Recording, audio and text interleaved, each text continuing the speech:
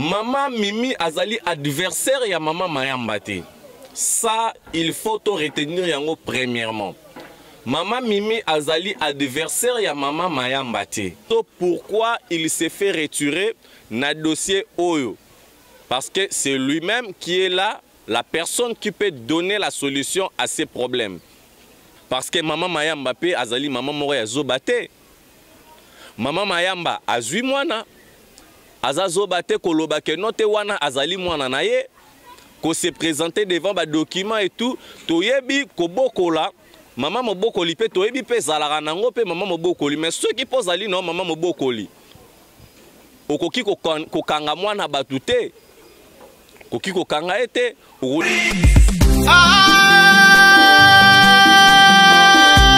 Toki marumba te.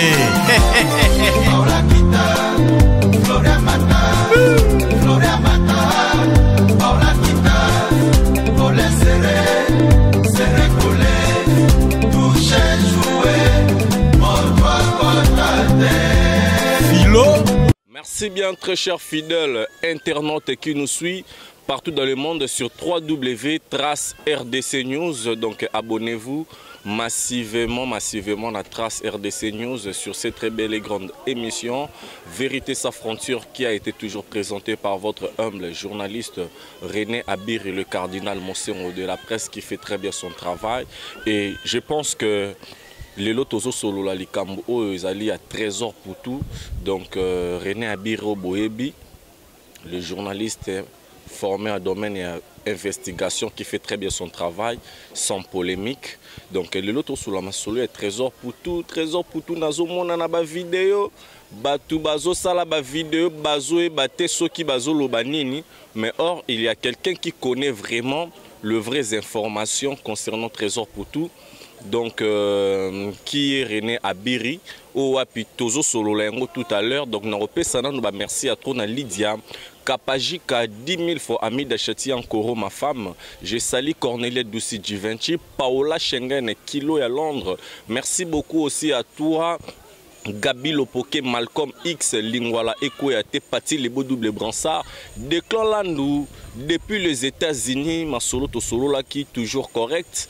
Donc veut dire que Moussala DG Banda qui Declan Landou. Bah merci aussi à toi Pati Lebo Double Bransard, les caméramans VIP depuis Paris.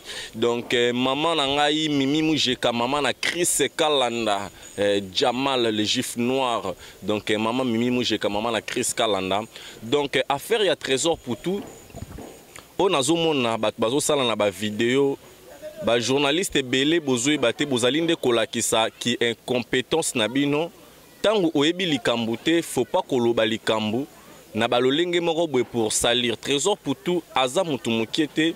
Premièrement azali responsable peur de la famille, deuxièmement azali star. Donc, au Wapi, Toyebiye, comment est-ce qu'il a évolué? Nandenga Bandaki avec le monsieur Chamala, Nandenga Pazokende jusqu'à présent, ça a évolué dans le football au sein de l'équipe tout-puissant Mazembe.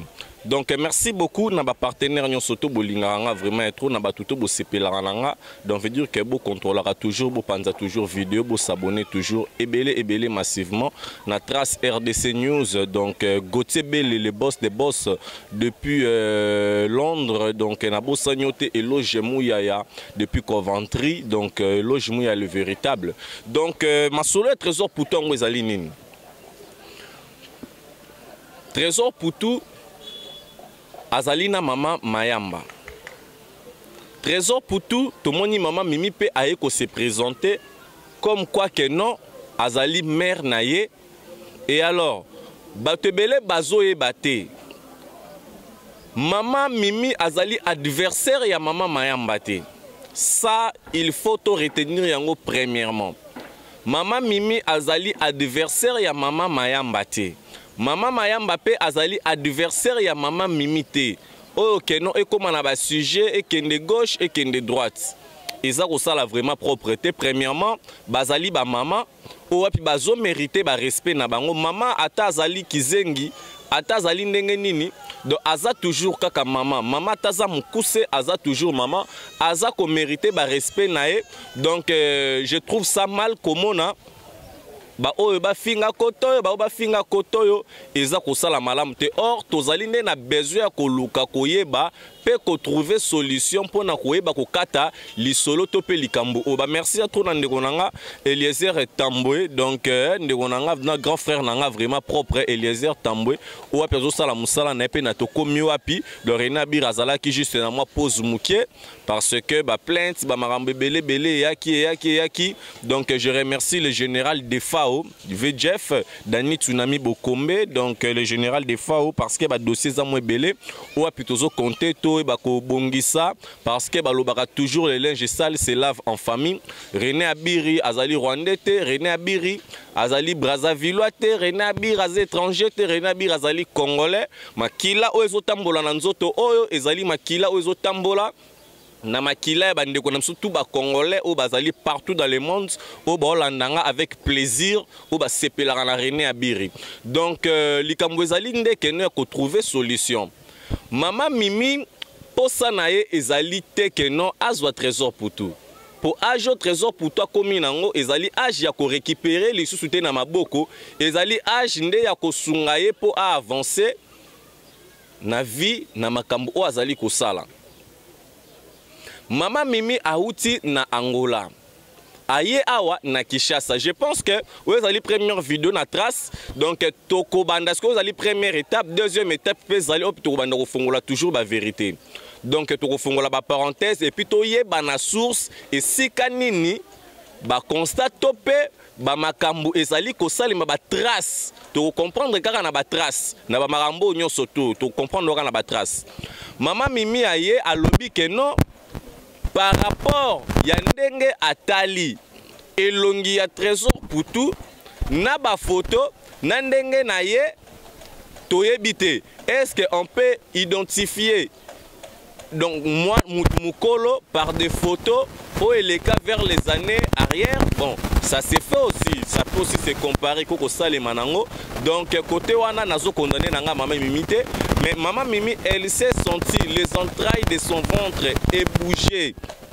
Que non, ou ils ont confirmé et quoi affirmer que trésor pour tout c'est son fils. Mais souci à Mama Mimi ezali nini? Et que trésor pour tout andima que wanande azali mama na ye. Et alors, pour na kokata likambu oyoyo depuis tant aux 8 ans et belé tokende na ADN, na test ADN. Mais si koyo le problème n'est pas na Mama Mayamba. Le problème n'est pas na moi c'est trésor pour tout. Le problème n'est pas na Mama Mimi. Maintenant le problème est tikali suko na yemoko la personne trésor pour tout. Il doit se motiver pour faire arrêter cette hémorragie. De la sorte que bakende na test ADN et qu'on réduire trésor pour tout et qu'on diminue au contraire et qu'on zalande bien pour son avantage. Peut-être il y a d'autres choses où ils allaient cacher na sima, où il s'est fait reculer, retirer na dossier en haut. Et puis il faut toyeba. Mais pourquoi trésor pour tout n'arrive-t-il pas yakosa la test ADN? Oyo ekoki kopesa kimia na mitema ya ba mama nyonso tu o bazolanda biso na ba papa nyonso tu o bazolanda biso. Faut que ça la test ADN. Mama Mimi azalaki na Angola. Selo ba masolo ndenge tolandi Mama Mimi kobete la biso na ndenge nga René Abiri na koma kiti na source pour na le vrai version. Donc déjà naza déjà la vraie version solo. Donc je pense que toko solo là soki nzamba sungi biso to zape temps pe grâce ya kokoma tina Lubumbashi kokende komona ye moko notre joueur star international Trésor pour tout pour éclaircir biso pourquoi il s'est fait retirer na dossier Oyo. Parce que c'est lui-même qui est là, la personne qui peut donner la solution à ces problèmes. Mama Mayamba kokoloba e mwana na ngai, Mama Mimi pa kokoloba e mwana na ngai. Mais ce que so basali test ADN, bango mibale e bimite na kati.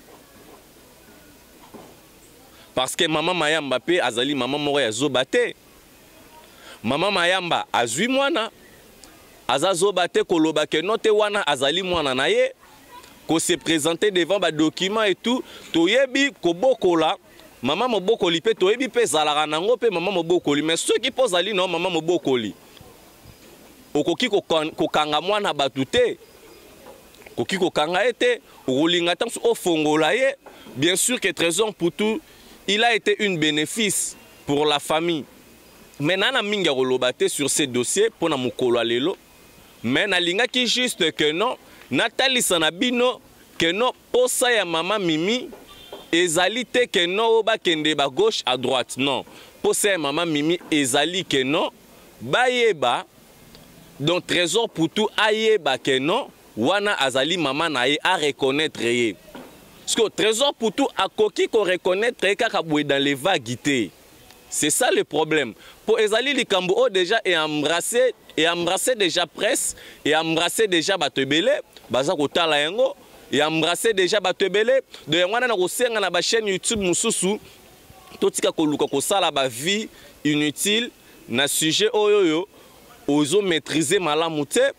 Donc ezo sala vraiment propreté au contraire aux alinde ko talisa niveau ya ndenge ozaleleli. Donc il y a roloba trop ezalité donc pour ça ya maman Mimi ezalité que non à soit Trésor Mputu pour ça maman Mimi ezali que non Trésor Mputu à reconnaître comme étant maman naye pour na ko reconnaître étant maman naye ezana ba procédure maintenant qui ne respecte pas le procédure parce que procédure il faut tolande la procédure il faut toyer ba procédure ezali nini. Donc je pense que nako remercier Nalombangu ba union surtout ba linganga vraiment trop donc Paola Schengen qui à Londres X base Nyangankala bientôt là album Kitamata ezobima donc avec une nouvelle chanson collé serré donc tous s'abonner pe na chaîne YouTube il y a artiste qui andakala X base donc ekosa la biso vraiment trop donc là je remercie Héritier Watanabe Toto ya Tembe la Cosa Nostra la Pulga.